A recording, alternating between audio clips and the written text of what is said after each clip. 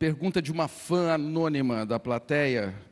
Ela pede para ambos falarem da forte relação com o cinema e como cada um de vocês vê essa relação entre cinema e literatura.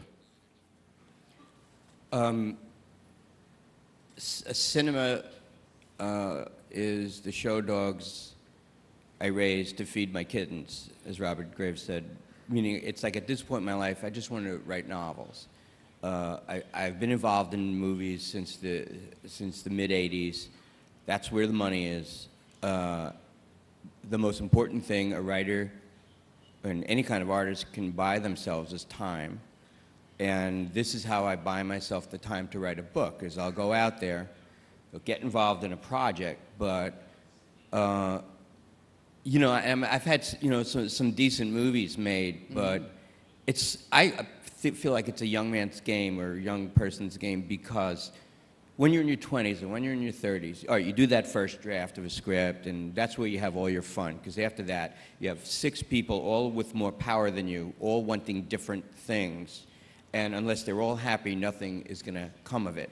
So then you go from being a writer to a collective bargainer, and after all of that, the thing probably won't get made. And that's fine, you know, but the older you get, the less patience you have with that. So you try to figure out, how can I get by on less money? But technically, rather than talk about the business, I will say this. We go back to the element of dialogue.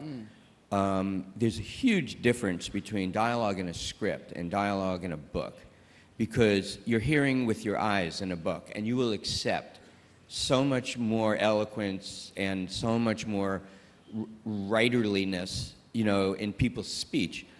And when you writing for, and it's got to come out of somebody's mouth, like an actor, man, you have no idea how little is still too much. I would have experiences of like sitting around a table. They were doing this movie maybe 15 years ago, and you know, you sit around the table and all the actors, it's a big love fest, you know, because nobody's read the script out loud together, and they just say, wow, this is really good writing. And then they start reading their parts out loud, and you hear it for the first time. And it's like lead pineapples dropping on the table. It's like, who do you think you are?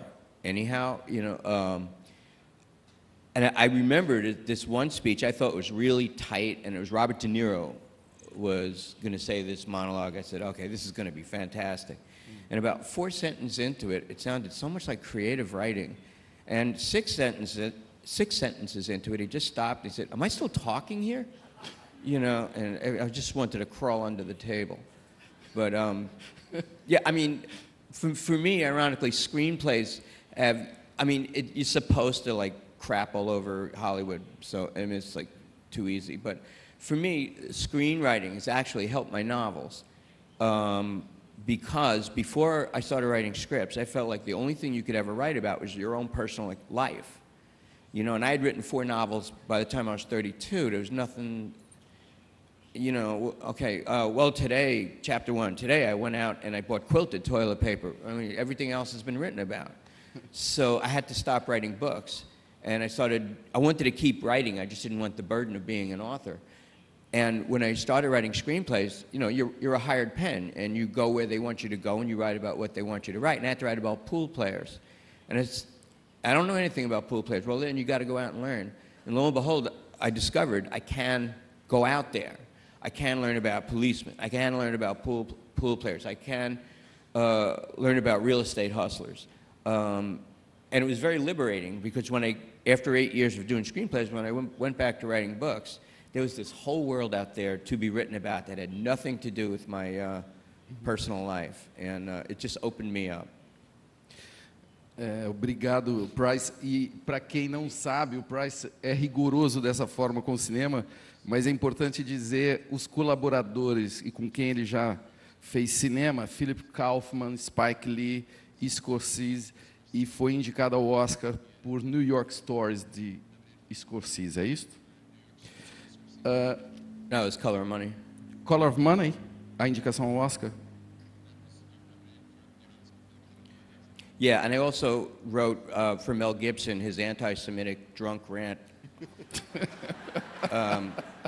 Guy needed help. What about you, Neil Gaiman? I'm still waiting for the call from Mel Gibson. I'm always fascinated by Hollywood, and I have a very pleasant relationship with Hollywood. Hollywood pays my health insurance. Very, people say to me, why do you write movies? And I explain that as long as I write one movie every 18 months, my family has American health insurance. So I write one movie every 18 months. I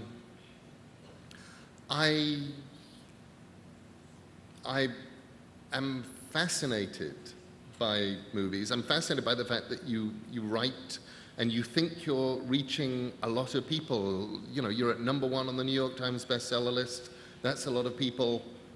And then you have a movie come out, and it doesn't even do well, and everybody's seen it. So that there is a level on which that's sort of delightful. And it would be more delightful if you didn't have to deal with the people that Richard was telling us about earlier, who sit around tables when you hand in your first draft and want different things. And want different things to the point where I remember I actually once got notes back, 2 sets of notes back on a script that asked for things that were so diametrically opposed. It was actually easier to do draft 4A and draft 4B and send them back to them and say, you guys fight it out amongst yourselves. But you were almost to become a director, right? A movie yes, director. but mostly just in self-defense.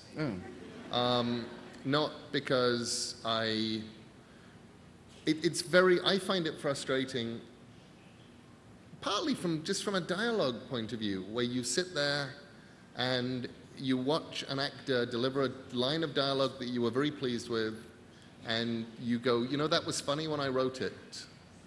And if only you put the emphasis on the word chicken, it would have been funny. But you didn't, and it's not, and the director isn't saying no, and the director's worried about other things.